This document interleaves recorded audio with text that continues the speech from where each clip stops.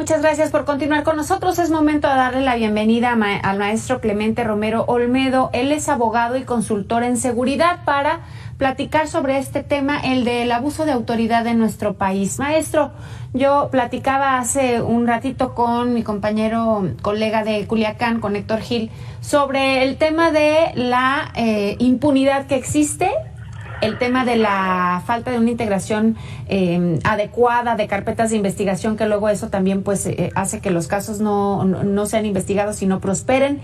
Y aunado a eso, un comportamiento errático de las autoridades, incluso por falta de capacitación. Ustedes, los expertos, ¿qué lectura le dan a este tema, el de abuso de autoridad en México? Mucho del problema de abuso de autoridad que tenemos en México, estimada Alejandra, saludo a ti, a todo tu auditorio, radica en las deficiencias estructurales que tienen las corporaciones de seguridad en nuestro país. Estamos hablando de las policías locales, estamos hablando de la Guardia Nacional, del Ejército y de la Marina. Las unidades de asuntos internos, que son las encargadas de supervisar que los elementos cumplan con la ley, que no cometan abusos de autoridad ni violaciones de derechos humanos, muchas veces están atadas de manos. ¿Y por qué están atadas de manos? Porque sus nombramientos dependen también de la misma persona que tiene que supervisar y vigilar. Y eso hace que no haya incentivos para colaborar ni para que haya investigaciones claras y transparentes e independientes en los casos de abuso de autoridad. Desafortunadamente, en nuestro país, con la proliferación y la expansión de la militarización de la seguridad pública, lejos de mejorar los problemas de seguridad y de abuso de autoridad, se han ido multiplicando, porque como bien comentaba Héctor hace unos instantes, los abusos de autoridad que cometen los elementos del ejército o las fuerzas armadas en general, regularmente cuando abusan, son actos muy violentos, es decir, o privan de la libertad o asesinan a presuntos delincuentes. Y como no hay mecanismos de rendición de cuentas al interior de las corporaciones, o si los hay, la sociedad no nos enteramos qué es lo que pasa, se ha creado el incentivo perverso de perseguir o ejecutar a los presuntos delincuentes, porque no hay consecuencias para los elementos de seguridad que cometen abusos de autoridad. Otro problema que tenemos en el país radica en que nuestras comisiones estatales de derechos humanos no tienen fuerza coercitiva, es decir, sus recomendaciones no generan ninguna responsabilidad administrativa o penal para las autoridades, sino que la emisión de recomendaciones son meros actos administrativos cuyo cumplimiento o incumplimiento no impide que un funcionario pueda continuar en su cargo. Así que, ¿cómo podemos revertir esta tendencia de abuso de autoridad en el país? Lo que necesitamos es transformar totalmente las unidades de supervisión de las corporaciones de seguridad de nuestro país. En otros países, los entes que supervisan y vigilan el quehacer policial son totalmente independientes de las corporaciones policiales, son equipos multidisciplinarios de psicólogos, de abogados, de trabajadores sociales, de psiquiatras, que hacen una investigación exhaustiva de la comisión y los abusos, y que esa información tiene consecuencias legales.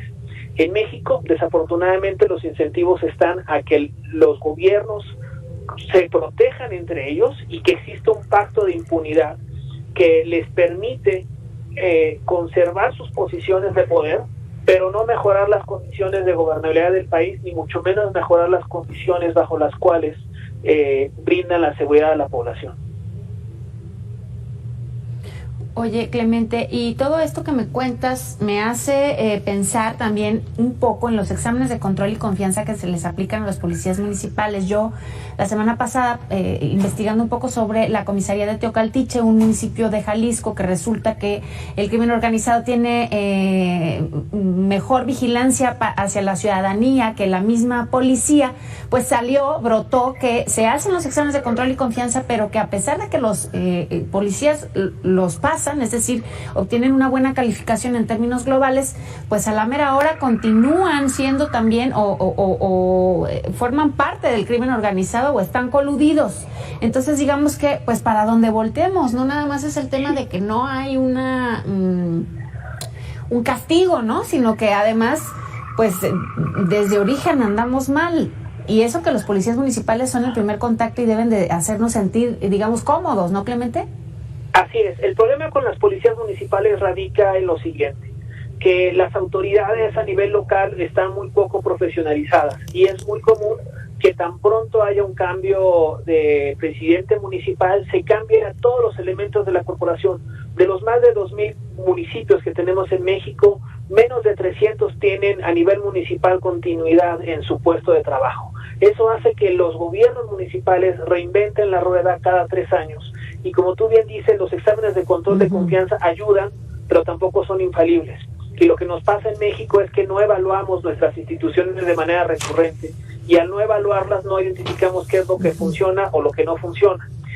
¿Es necesaria los exámenes de control de confianza? Sin duda. Son indicativos que nos informan cuáles son las tendencias o los perfiles de las personas que integran las corporaciones de seguridad. Pero muchas veces las evaluaciones de control de confianza se pervierten, ya sea porque se convierten en un instrumento de presión o de chantaje, o porque no obstante que haya elementos que no pasan el examen de control de confianza, si sus superiores jerárquicos les autorizan continuar en el cargo, así pasan, y no obstante que la Ley General del Sistema Nacional de Seguridad Pública obliga a las autoridades a separar de sus cargos y despedirlos a los elementos que no pasen, las consecuencias muchas veces se quedan en meras amonestaciones verbales. No, y aunado a eso, diría yo, Clemente, que no sé, tú me vas a dar el dato probablemente y me vas a decir si es correcto o no, pero ¿qué preferimos como ciudadanía? ¿Que mejor queden vacantes esos puestos dentro de la policía o que se integre uno que esté menos peor, ¿no? Por decirlo de alguna manera. Y por otro lado, el tema de los sueldos. Es que también estos sueldos que no están homologados, que en un municipio se ofrecen mejores condiciones laborales que en otras. Y finalmente, los seguros, ¿no? Que muchos de los policías dicen, es que si a mí me pasa algo, mi familia no queda asegurada. En fin, creo que pues a veces no se sabe, que no tiene ni pies ni cabeza el problema, ¿no?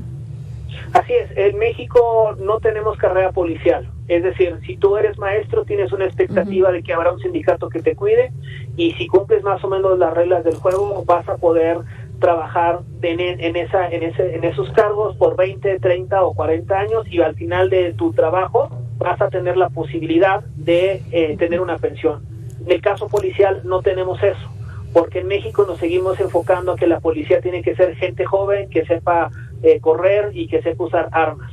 Y cuando mencionamos y analizamos las experiencias policiales de otros países, identificamos que los policías que funcionan, no solamente tienes que tener una carrera policial que te permita tener una expectativa de vida, un plan de vida, sino que a su vez la gente que ya es mayor, más de 50 años como policías, puedan ser capacitadoras, puedan ser mentores de las nuevas generaciones policiales, que muchas veces solamente nos enfocamos en contratar a gente muy joven y que pareciera que lo único que queremos es exprimirlo socialmente en 5, 10 o 15 años, porque si analizamos la alta rotación que tienen los elementos junto con el estrés crónico, que a su vez eso genera problemas de salud, pues hace que ser policía sea un muy mal negocio para la mayoría de la población. Desafortunadamente, los exámenes de control de confianza o las políticas públicas que se han desarrollado a lo largo del tiempo para tener una carrera policial en México varían de acuerdo a las agendas sexenales. Mientras no hagamos políticas públicas que trasciendan a los sexenios, desafortunadamente seguiremos teniendo estos problemas y que lejos de mejorar solo han empeorado. Y eso que estamos hablando nada más de las policías, Clemente, pero hay otros sectores que también se ven afectados. Yo le platicaba a Héctor que hace apenas unas horas encontraba yo, y son muchos los casos que se denuncian por abuso de autoridad y que pues quedan en eso, porque las carpetas de investigación no se integran bien y entonces eso ya no prospera, o porque la gente le tiene miedo a estas personas, estos funcionarios, ¿no? Yo veía el caso de una persona que forma parte del comité municipal del agua y entonces los están amedrentando porque si no pagan no van a tener agua. En fin, se aprovechan de la postura, evidentemente, y de la ignorancia también de la gente y de los derechos que pueden hacer valer, pues en este caso en la Comisión de Derechos Humanos y en las fiscalías, ¿no? Eso sería lo normal, diríamos, ¿no, Clemente?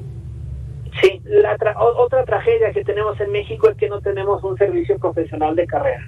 Desafortunadamente todo se ha politizado y el único camino para acceder a cargos públicos muchas veces es cuáles son tus vínculos políticos, que te permiten tener un trabajo para sobrevivir. Ya no hablemos de algún trabajo que te permita ahorrar o tener una expectativa de pensión. Trabajos que te permitan sobrevivir. Y el servicio público es una piedra angular de cualquier gobierno. Mientras la gente no tenga una claridad o certidumbre de cuál es su trabajo, de cómo lo puede conservar, de cuáles son los incentivos que se tienen que hacer para que la gente pueda aspirar a posiciones con mayor responsabilidad o mayor capacidad económica, vamos a seguir teniendo estas disfuncionalidades sistémicas.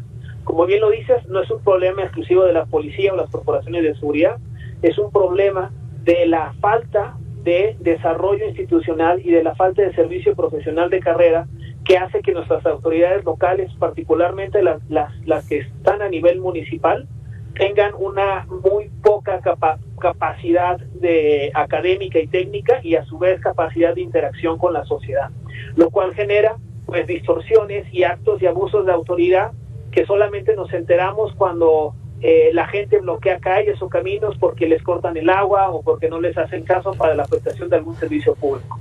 Desafortunadamente, y a manera de conclusión, es que en México tenemos mucho gobierno, pero tenemos mucho gobierno disfuncional porque muchas de las personas que integran los gobiernos son personas que no son aptas o no tienen las capacidades para el cargo que están desempeñando.